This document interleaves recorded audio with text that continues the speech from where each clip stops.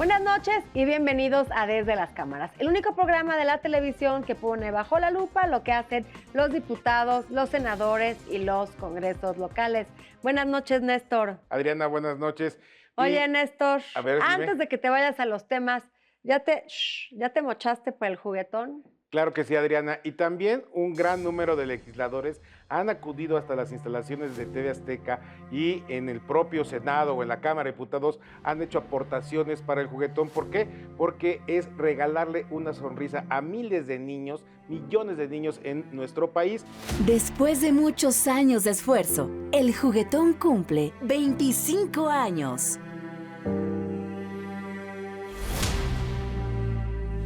Esta historia comenzó en 1994, cuando Esther y Libertad escribieron una carta a Jorge Garralda. En ella le pedían ayuda, pues según su abuela, los Reyes Magos no llegarían a casa. A partir de esa fecha, Juguetón ha dedicado todos sus esfuerzos para llegar a la mayor cantidad de lugares posibles, para entregar juguetes a niños que por diversas circunstancias viven en situación vulnerable. Todo esto no sería posible sin la ayuda de cientos de empresas, gobiernos, instituciones, así como miles de personas y voluntarios que año con año se suman a la increíble misión de regalar millones de sonrisas. Son 25 años en los que TV Azteca, Grupo Salinas y sus aliados se han preocupado y ocupado de la niñez, de su desarrollo y su felicidad, y han logrado recaudar más de 240 millones de juguetes, mismos que han sido entregados en todo México, algunos lugares de Estados Unidos, Ecuador, Honduras y varios países más.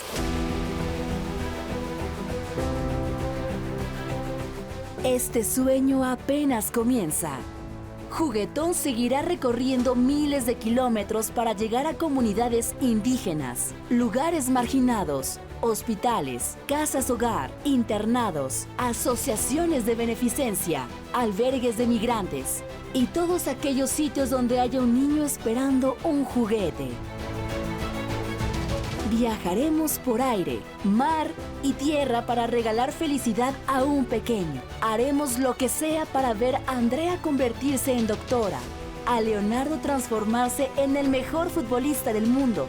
Y seguiremos adelante para que millones de niños hagan de un juguete su inspiración.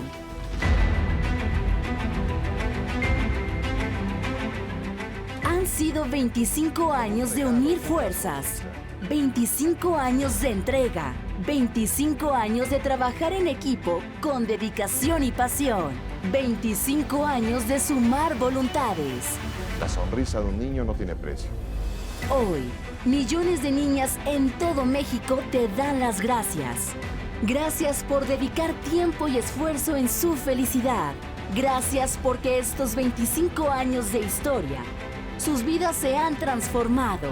Gracias por ser parte de la campaña de donación de juguetes más grande del mundo. Gracias porque en cada una de sus historias hay un regalo, una sonrisa.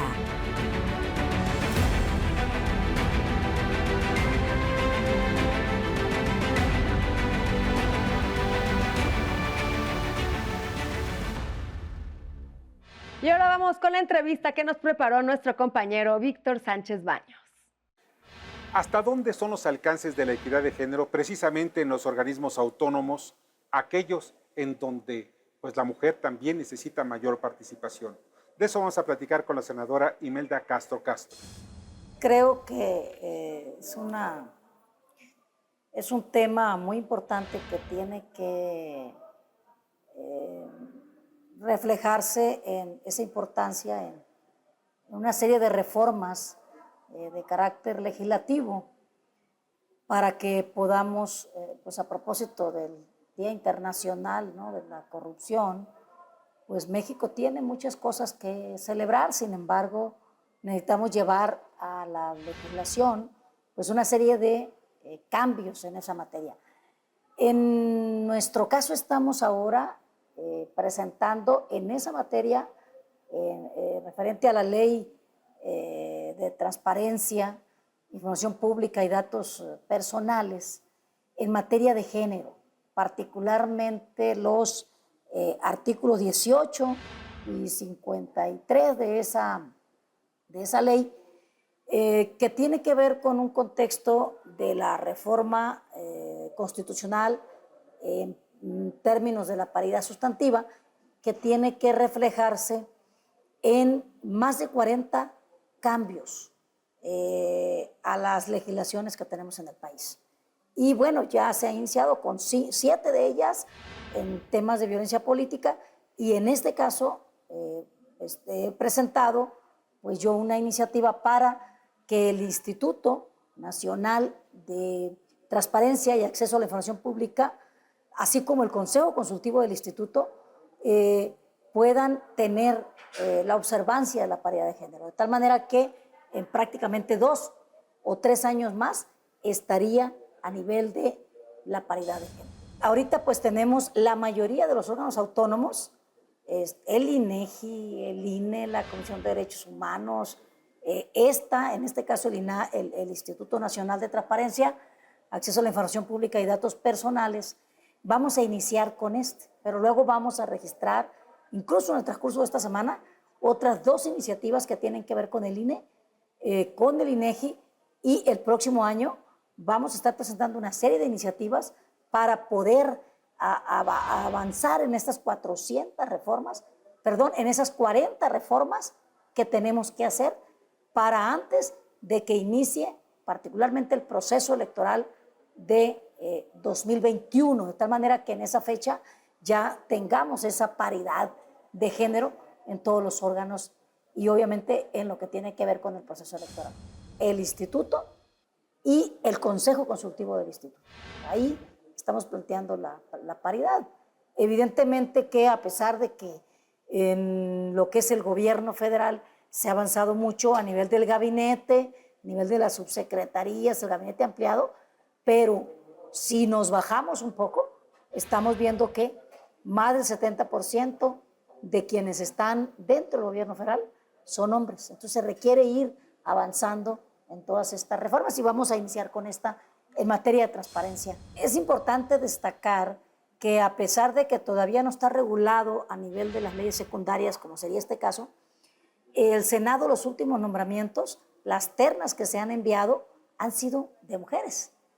Tenemos el caso de la Comisión de Derechos Humanos, tenemos el caso de la ministra, también eran 3 mujeres, tenemos el caso que vamos a abordar hoy, que es la Comisión Ejecutiva de Atención a Víctimas del Delito, también es una terna de puras mujeres. Entonces, en los hechos estamos trabajando en la paridad sustantiva, pero requerimos que eso se eleve a rango de las leyes secundarias. Esa es la intención de iniciar el día de hoy con esta iniciativa de reforma a la Ley Federal de Transparencia, Acceso a la Información Pública y Datos Personales.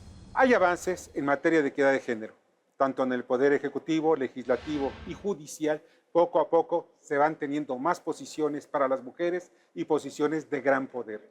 Ese es el gran avance y sobre todo hay que protegerlo en las leyes secundarias, que el Senado de la República y tanto la Cámara de Diputados logren fortalecer aquellas leyes en donde se dé acceso mayoritario también a las mujeres. Y esta noche nos acompaña aquí en el estudio de Desde las Cámaras la diputada María Rosete, quien es secretaria de la Comisión del Trabajo. ¿Qué tal, diputada? ¿Cómo estás? Muy bien, buenas noches, Adriana.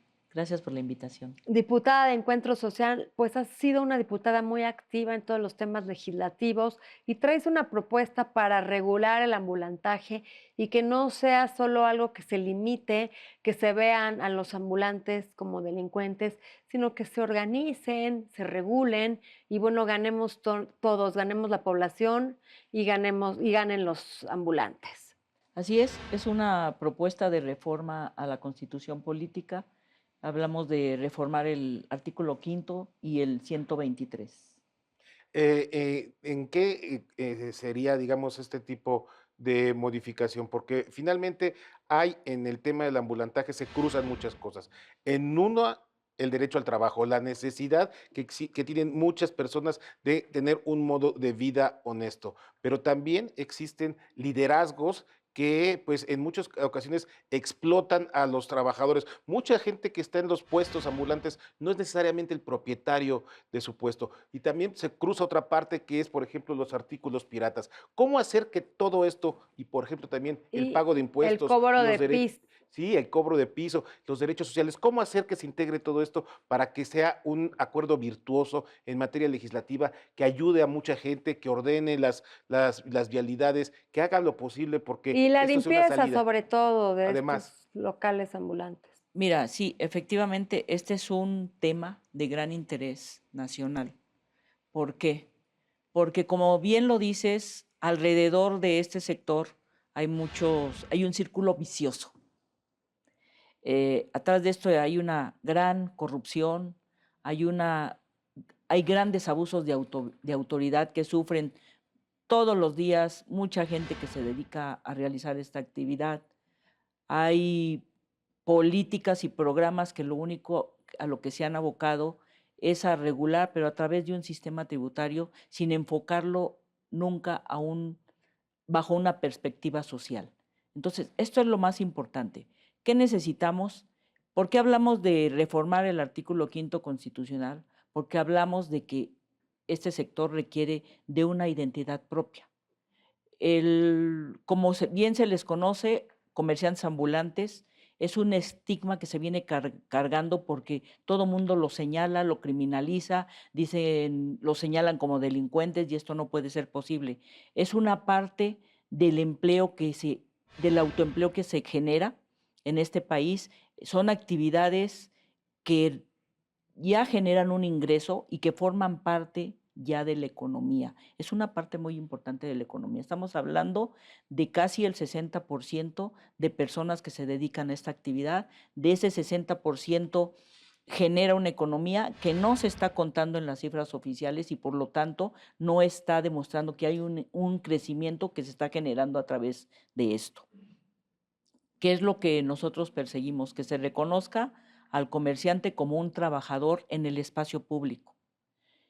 Efectivamente, se requiere de toda la voluntad, tanto del legislativo, de todos los sectores, más de aquellos que están inmersos en el sistema industrial, para poder lograr acuerdos que nos lleven a un buen puerto en esta iniciativa. En concreto, lo que nosotros pretendemos es que se incluya en el artículo 5º constitucional el trabajador en el espacio público. El artículo 5º dice que cualquier persona puede dedicarse al oficio, comercio que le acomode, siendo lícitos. Bueno, nosotros queremos que diga más o menos que toda persona tenga derecho a dedicarse al comercio, actividad, al trabajo en el espacio público o la actividad que le acomode, que se incluya la identidad jurídica de este sector. ¿Por qué?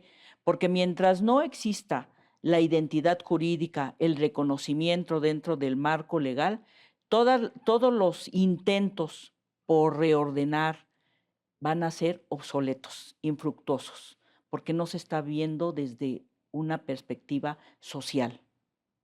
Además, bueno, en cuanto se regula, en cuanto se vuelve oficial y legal el tema, pues mejoran las condiciones de estos locales, de estos puestos o de estos establecimientos, ¿no? diputada, ese es el plano de los derechos. ¿Dónde queda el plano de las obligaciones? Porque como sujetos de derecho también existe, pues digamos, un gran vacío en lo que sería la seguridad social o la posibilidad de aportar para tener un ahorro para el retiro, pero también está el tema del pago de impuestos, que es uno de los, digamos, de los puntos con los que señalan el comercio formal a los trabajadores ambulantes en el sentido de que dicen que son una competencia desleal, que no pagan impuestos, que ocupan el espacio público y que pues con una tarifa o una mochada a la delegación pues pueden trabajar y dañan a los comercios formales. ¿Cómo empatar los derechos con las obligaciones? Pues estamos hablando del transitar de la informalidad a la formalidad, primero que nada. Y pues alrededor de todo esto, sabemos que esto implica obligaciones, como es formar parte de la tributación. Se ha señalado mucho que el comerciante ambulante, por ser informal, no paga impuestos. Yo quiero decirte que esto es mentira. Este sector es el que más paga. Desde el momento en que va a comprar su mercancía, él hace una compra en la que nunca se refleja su IVA y por lo tanto no tiene cómo demostrar o cómo Hacienda le Deducir. retribuya para deducir los impuestos. Y de otra forma, pues, entre cuotas, entre pagos de permisos y entre muchas otras más que tiene que pagar, viene pagando más que los trabajadores formales y sin ningún derecho. ¿Qué requiere esto? Bueno, que todos pongamos de nuestra parte. Aquí estamos hablando de que efectivamente tiene que haber obligaciones, derechos, pero también sanciones. Esto no significa convertir al país en un mercado ambulante. Se requiere orden y estamos hablando precisamente de orden. No es de tener las calles sucias, no es de que se vengan y que se roben la luz. Por eso estamos hablando de legislar. Toda legislación requiere un orden que se tiene que Conlleva un respetar y orden. requiere respetar la ley. Y a eso está dispuesto este sector. Así es, diputada, pues sin duda es una asignatura pendiente que se tiene con este sector muy importante de la población, que es el sector ambulante. Es el momento de ir con la opinión de nuestra experta en temas financieros, Alicia Salgado. Alicia. Hola, ¿cómo están? Qué gusto de saludarles de nuevo. En el pasado periodo legislativo se tuvo una muy buena noticia, casi de Navidad, por eso se las cuento hoy. Para la Marina Mercante ha sido una victoria importante porque han trabajado mucho para demostrar que la administración portuaria no puede quedar en manos de un marino, esto es de la Armada de México. Había una iniciativa en el Congreso que pasó en la Cámara de Diputados, pero finalmente se detuvo aquí en la Cámara de Senadores, que supone o que proponía una modificación importante para que no solamente las administraciones portuarias integrales tuvieran un capitán de la Marina, sino también toda la administración del puerto, de los puertos quedaran en manos de la Armada de México. En ningún país del mundo la Marina Mercante es coordinada o revisada o ordenada administrativamente por marinos mercantes. De hecho, la Secretaría de Comunicaciones y Transportes, en voz del propio secretario, le hizo llegar al presidente y también a los integrantes de las comisiones, tanto de Marina como de Economía, como de la SCT, sendos documentos en los que demuestra que inclusive se estaría violando el acuerdo de México signado en Naciones Unidas en la Organización de Marina Mercante, al nombrar militares, en pocas palabras, o marinos al frente de estas entidades que son eminentemente civiles. Se trata justamente de las operaciones de comercio exterior. Se reciben en los puertos mercancías, se envían mercancías, hay cabotaje en los puertos que ni siquiera tienen sistemas de internación, participan migración, organismos fitosanitarios, sistemas de vigilancia civil y militar. O sea, si se quiere fortalecer la capacidad de inspección, creo que tendrían que hacer algo tecnológico, pero no necesariamente nombrar marinos. En fin, esto fue una muy buena noticia, el que se detenga. Parece que van a ser foros abiertos de discusión para que se conozca a detalle qué implicaciones tendría, porque finalmente México está obligado a cumplir los acuerdos internacionales que firma. Y este que les digo es fundamental. La ley en comento estaría violando el acuerdo de comercio de la Organización Internacional de Marina Mercante, que fue suscrito hace muchísimos años. Yo pongo este tema bajo la lupa desde las cámaras y les deseo un extraordinario año, inicio de año 2020. Gracias, Alicia. Y esta noche nos acompaña aquí en el estudio de Desde las Cámaras el diputado Héctor Barrera Marmolejo, quien es presidente de la Comisión de Protección Civil del Congreso de la Ciudad de México. ¿Qué tal, diputado? Muchas Buenas gracias, noches. Adriana. Excelente noche. Néstor, un placer estar con ustedes. Muchas gracias por la invitación. Diputado, pues excelentes noticias para los capitalinos, ya que hubo en la discusión y aprobación del tema de paquete económico, pues una reducción en impuestos. Platíquenos de qué se trata esta reducción. Primero, referir, Adriana, que en sesiones pasadas se aprobó el paquete económico, en donde votamos la ley de ingresos, el código fiscal y el presupuesto de egresos. en donde hubo más bien alza algunos impuestos. Fue alta. Sí, referiría que se Olvídenlo de incrementaron. buenas noticias. Se incrementaron. Capitalinos, Bueno, perdónenme. sí pueden ser buenas noticias porque no incrementó el impuesto al agua o impuesto al predial, solamente el, No, tema, bueno, el, faltaba tema, más, el pero- tema inflacionario, que fue mayor, pero no tuvo un aumento significativo.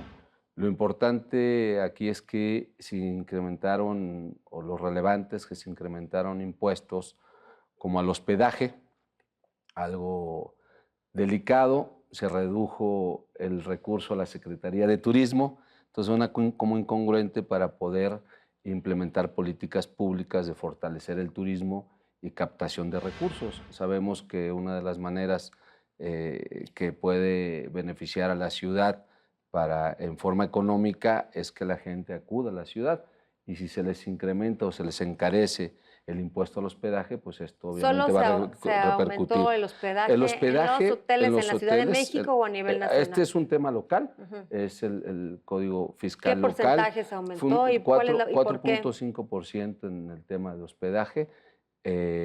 Y bueno, fue una determinación que así se aprobó en comisión Y se de incluyó presupuesto. a los de Airbnb. Sí, también hubo un incremento que era a través de las aplicaciones y estos tipos de hospedaje. También se incrementó el impuesto. Nosotros en el Congreso presentamos varias reservas para que esto no se aumentara, y así lo presentamos y lo estuvimos defendiendo desde el grupo parlamentario, porque creemos que este aumento en impuesto va a venir a afectar las visitas a la ciudad al encarecer el hospedaje. También hubo un aumento en el impuesto a las bebidas alcohólicas, obviamente con la justificación de disminuir la tasa Solo de en la alcoholismo. Ciudad de México. Sí, solo en la Ciudad de México. Estamos hablando de temas sea que- locales, Ciudad de México. Un traguito en la Ciudad de México va a ser más caro que en Toluca, que en Siempre ha Michoacán. sido, ¿no? Pues depende.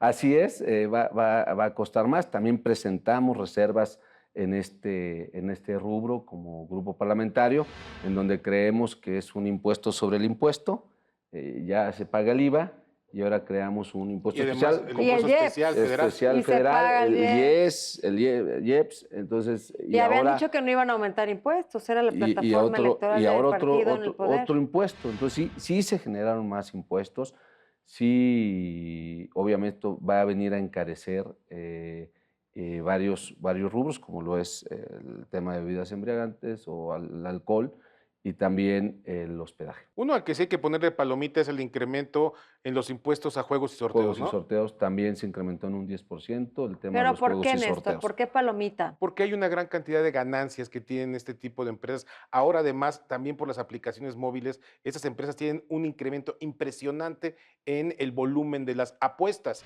Y entonces, pues, sabes tú además el tema de los ludópatas, por ejemplo, que de repente hasta la casa empeñan, hasta la prima andan queriendo apostar, y entonces, pues, tienen también un costo social. Ahí yo creo que es un impuesto que vale la pena. Bueno, hay impuestos que de alguna manera repercuten ciertas actividades. Aquí entendamos que también muchas veces este tipo de juegos, sorteos, rifas, se usan con mecanismos altruistas para ciertas situaciones y beneficiar a cierto sector de la población. Hay algunos otros que sí generan, la generación de este impuesto va a generar cierto problema para la gente en general que se dedica Porque a al esta final actividad. es recreación. Sí, es Bueno, recreación. diputado, es recreación. pues se nos acabó el No, un tiempo. placer. Gracias por estar esta noche aquí con nosotros. Un gusto Y saludarlos. nos vemos próximo jueves, 11:30 de la noche, Néstor. En el único programa de la televisión abierta mexicana que se ocupa exclusivamente de los temas legislativos, la Cámara de Diputados, la Cámara de Senadores y los congresos locales. Desde las cámaras nos vemos el próximo jueves. Buenas noches.